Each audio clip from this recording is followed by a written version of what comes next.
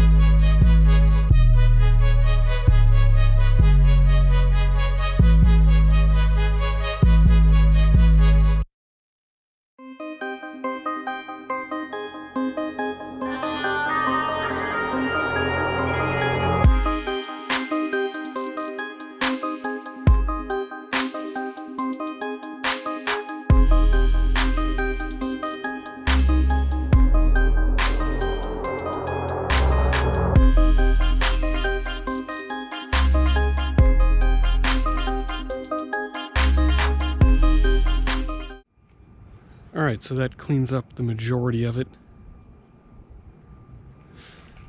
I took out some trees as well as all of the brush, vines, and everything else.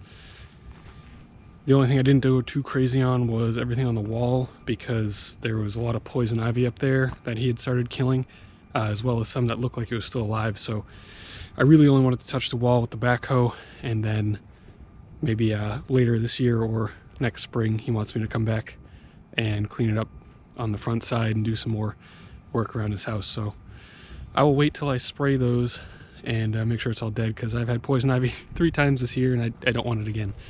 So hopefully nothing touched me. But all right, so what I'm going to do now is hit the lawn with the leaf blower to clean it up for him, as well as clean up the mess that I made going across his lawn to bring all the stuff back behind the shed. And as I went to fold the camera back and put it on the stand, the screw that connects the camera mount to the tripod snapped. So I have another one of these, so I can just replace it when I get home. But